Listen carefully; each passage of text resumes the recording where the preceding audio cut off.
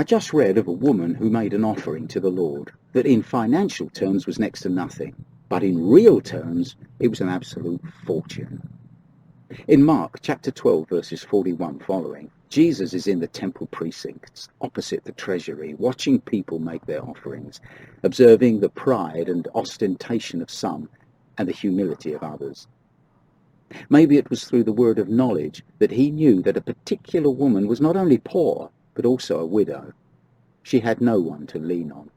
Yet she comes and drops into the container, a large container shaped like an oversized trumpet. She drops 2 mites, which together amounted to a farthing, virtually nothing.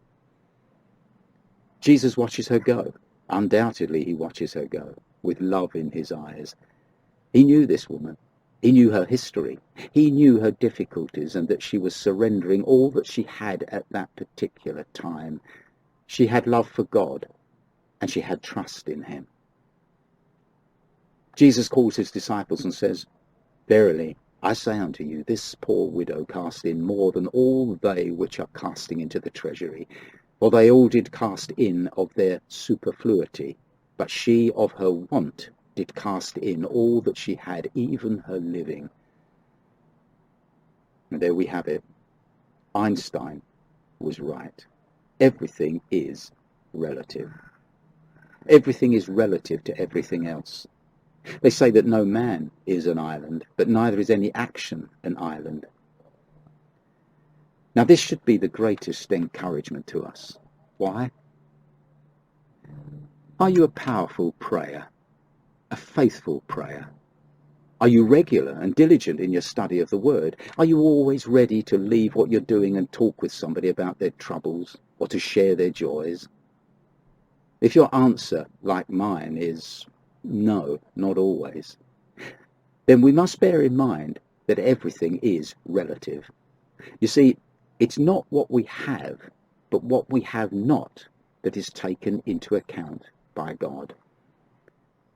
This man, for example, loves to pray. He has enthusiasm and inspiration to pray. He also has the opportunity, practically speaking.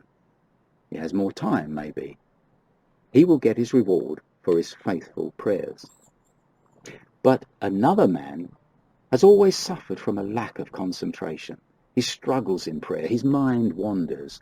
Also, he lives in a noisy house and has little opportunity. He doesn't get a lot of time. Nevertheless, he does what he can, and it's costly to him. To adapt the words of Jesus, the first man gave out of his abundance or superfluity, and the second gave out of his want. Don't judge yourself too harshly, and when you encounter hurdles, recognize it as God giving you opportunity to invest your 2 mites. You see, God sees the struggle and he rewards it. He judges us not just on what we have, but on what we don't have. And it's the struggle to obey him that is included in the equation.